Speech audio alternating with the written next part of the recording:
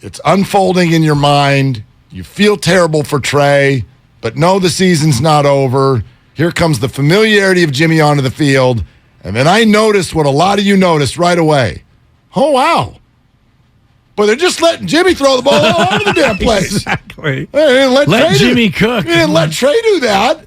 Now you're letting Jimmy do that. And that spoke very loudly to me. To me, I was like, man, there's obviously a comfortability and a confidence in Jimmy that's not there yet in Trey, and maybe we shouldn't be that surprised. It's only his 4th career NFL start. But that spoke volumes. By the way, do you know who else took notice of that? Jimmy. Because listen, in that first press conference yesterday, as the now rebirthed starter of the San Francisco 49ers, Jimmy is a different version of Jimmy that we've ever heard before. This is the same guy, sparkly smile, very kind, very respectful, and not controversial. However, willing to say maybe a thing or two that he was not willing to say before, such as this, on wanting to maybe throw the ball down the field a little bit. I love that. Yeah, I mean, it's just, there's a lot of things that go with that, obviously. But, yeah, I love doing that stuff. In 17, there was a freedom where me, the receivers, tight ends, we had a good chemistry going. And when you get that with offensive skills in a quarterback, it makes for a tough offense. We have undersold this comment all week long. Here is a man who was asked a question in 2022 right after Trey Lance. Trey Lance is in the hospital. You've just been given your job back as the starter of the 49ers. You're asked about throwing the ball downfield, and you immediately bring up 5 years ago? Yeah, in 2017, before anybody knew what the hell was going on, I've just been acquired. I've got no contract. 1-10 season. Nobody cares who wins the game. Boy, they just let me go out there and do, whatever. Right. And it was a lot of fun. He sounded like a guy talking about his childhood. Remember when we used to, Mom just let us go to the park?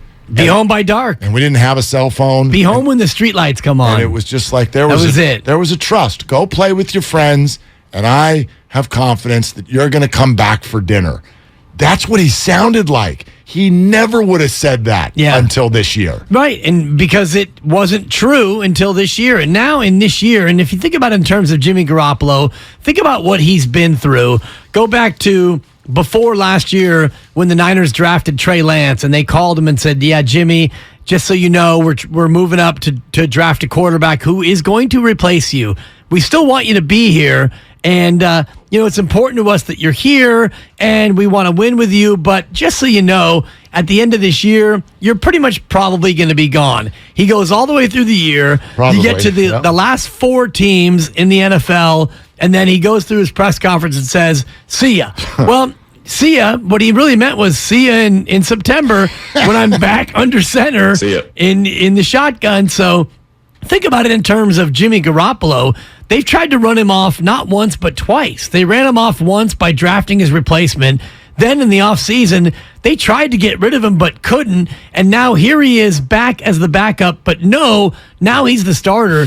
And that's why I said yesterday he should, first time the play comes in and he, holds his head up to his ear hole in Denver so he can hear it. And he gets the play call and he turns to Kyle Shanahan, double middle finger. And then he goes, you know what, guys, we're gonna run things my way from here on out. Obviously not happening. No, but that's kind of the sentiment I'm hearing in his comment. Not that blatantly, but I'm sure right now he's thinking, you know what, Kyle, I'm about done with you in terms of you telling me what to do. I actually don't think that at all, or else he wouldn't have re-signed with this team. He knows darn well what has been built around his name because of the team that he was on and the coach that he's been with. This has been a wonderful thing for him. It's made him $100 million, and he thinks it puts him in the best position to get a contract again next year. But there are a couple of key words there. This is a big word that he used. Freedom. Freedom! See, that is a huge word. Shut up, Braveheart. Do we not use that in all aspects of our life? What do we want? We want financial freedom, right? We want, what do we say? USA, freedom. Like we want freedom in so many areas of our lives. So all I'm thinking here, I don't think this leads to anything like you're sort of proposing, like there's going to be any stuff on the sideline. Jimmy is still going to go run the play that is called. What's fascinating to me is that this is the first time Jimmy's been willing to say stuff like this out loud. And that tells me that he has a leverage that he didn't have before, which is, well, look, now not only am I your quarterback, you've got no one to replace me with. I'm not under contract next year. I've got a no trade clause. I've got a no tag clause. Like, I finally get to do what I want. And so I don't think he's going to go rogue. But what we may get is a little bit deeper honesty week to week from Jimmy in front of the media. Exactly. Off the field. You're probably right. And I was thinking in terms of on the field, him going rogue and like, you know, we're going to throw it all over the park. No more running the ball, guys. It's Jimmy time. And he starts talking in third person in Brock the huddle. Purdy the whole would thing, be in the next play. Yeah. Brock Purdy would be in, you are not. I doubt that. Come on. If he just started going rogue, no, coach, we're going deep. On every play. Exactly. Dude, sit down. Brock's in the game. Yeah, I don't know if we're quite ready for the Brock Purdy era, but, yeah, I don't know if he's going to go rogue on every play. But to your point, in press conferences, it feels like now he has the ability to be more honest. He's not going to ever be completely honest, right? In terms of, Kyle's been hamstringing me the whole time, He's not going to ever get to that point, but we are starting to see a little bit more revelations from Jimmy G in terms of how he really feels. So the people in the room certainly picked up on the word freedom. Hey, wait, Jimmy, did you say, are you feeling more freedom now? I don't know. I mean, that's a fair question. I think we'll see that as we go forward, but I don't know. The more freedom you have as a quarterback, obviously you play better, you're more confident, and good things will happen. Okay, so do you feel more freedom? I don't know, but catch what he says at the very end. Listen one more time. I don't know. I mean, that's a fair question. I think we'll see that as we go forward, but I don't know. The more freedom you have as a quarterback, obviously you play better, you're more confident, and good things will happen. I don't know if I've got more freedom, but I do know this. Whoever's got more freedom plays better. There you go. And that's all you need to know about. Coach. Yeah. So maybe he has more of a voice in the room now in terms of game planning and Probably in terms not. of no, but to your point, at least now he feels more empowered to talk openly about how he feels about being a quarterback in this system and freedom and being able to play to where he can be at his best, because right now there's no Trey Lance behind him. You got Brock Purdy, and nobody wants to see Brock Purdy on the field at this point. And then there Other than Brock Purdy. Yeah, exactly. and his dad and mom. Right. I mean, don't discount them. But yeah, what about this? So are you saying, Jimmy, that play calling has sort of evolved from when you first arrived until now? I guess it's kind of, in 17, I was learning the offense. So Kyle would call some plays, and I wouldn't know exactly, how to read it, I guess, but you'd kind of figure it out as you went. And I don't know, just the more and more that you learn the offense and get the knowledge of the offense, I start to figure out what Kyle's thinking, and he, vice versa. But there's obviously just some back and forth between the play caller and quarterback. This is so fascinating to me. Again, he goes back to 17. Has the play calling changed? Well, here's the deal. In 17, he'd call a play, and I'd have no idea what the hell it was. So we would just go play football. Let me remind you, they never lost. They never lost. Now, it was a weak group of teams that he was playing. I mean, I'm not saying the best of Jimmy Garoppolo and the best of the 49ers, as we know, was obviously 2019. During this entire era, that's the best it's been. So let's not act like 17 was the best. But Jimmy is literally telling you, like, in 17, I threw it all over the field because I didn't know that I wasn't supposed to. But then we were talking about this. Kyle brought this up before the show. The metrics of Jimmy Garoppolo as a downfield thrower are better than you think they are. They're better than you think they are.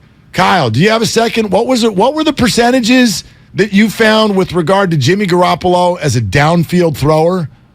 Yeah, listeners can read about that at NinersWire.com. Thanks, Mark. Okay, there it is. Man, what a tease. So he's thrown it 114 times deep in his 47 games with the 49ers. What's the definition of deep? 20-plus yards down the field. This is per Pro Football Focus. Okay. Oh, we love them. He's 44 of 114, 38.5%. Okay. And you typically judge on deep throws. You take that percentage and compare it like to a three-point shot. Okay. So a 38.5% three-point shooter, you're kicking it to that guy. Solid. Solid. You want that guy hanging out. I think Steph was about 38.5% this year. I even think of it like the Saints game. All I got to do is say the Saints game, and you all know what I'm talking about. Right. One out of 48 games in his career. Does it feel like that game would even be allowed anymore? They might need it against Kansas City. Maybe, so yes. But right? The idea that Kyle Shanahan would go into a game and be like, look, we think we can win this sucker 45-42. Like, what has happened over the last 3 years that makes me feel like I don't even know if we're ever going to see a 49er game look like that ever again. Well, we're going to see it, and it's going to be this year when you play Kansas City because you're not going to be able to beat them 7-6. But they played Kansas City at the end of 2019, and it didn't look like that. It looked like that in the last 5 minutes, right? And the Niners got rolled. But no, the score was 20-10.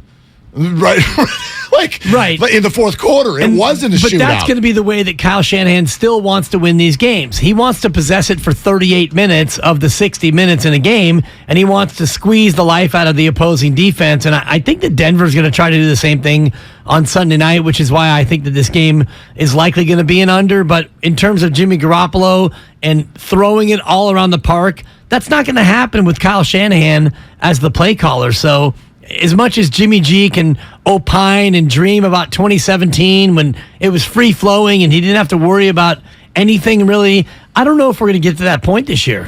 Something is curious to me on that over-under because in theory, just based on the 49er defense, I agree with you. Like, in other words, that number, which is 44.5, feels high. It feels high. We're watching two teams like, okay, the 49ers played one game, and granted, monsoon, as we know, but how many points were scored in that game? A total of 29. Then, the very next week, the only points Seattle puts on the board are a blocked kick return for a touchdown. Sum total of the game, 34. Denver has played 2 football games. Neither team has gotten to 20 yet in either of them. So why the hell is the over-under 44.5? What are they telling us? What do they know that we don't know because we always know they know stuff we don't know? Right. So what are they, because you're like under, and I'm like, yeah, too easy. Right. Something's going on here. Are the 49ers about to drop 30 on these guys? Is it the other way around? Like Russ against the Niners, there's history there. Yeah. I don't know. Wouldn't the spread be higher if they thought that the Niners were going to drop 30 on Denver? If they thought it was going to be 30-14, then the Niners would be at least more than 3.5-point favorites. But as the metrics say on the per team over-unders are both north of 20. Right. And the 49ers have not, like, of the, let's say there's 2 games and 2 teams each, so we've got 4 final scores for each team. A total of 8 scores. 1 is over 20. The Niners against Seattle. No one scored 20 on the Niners. The Niners didn't score 20 in Chicago. Broncos games, both teams under 20 both times. So why is everybody going north of 20 in this game? Maybe because the weather's going to be good. Maybe. And, to your point with Denver having injury issues on both sides of the ball, maybe it is the Niners who have their way. But I'm not sold on either offense, really. I think Russell Wilson can be the most impactful in terms of the quarterbacks. The Niners' defense is nasty. Denver's defense is really good. I would have to hold my nose to bet the over in this one.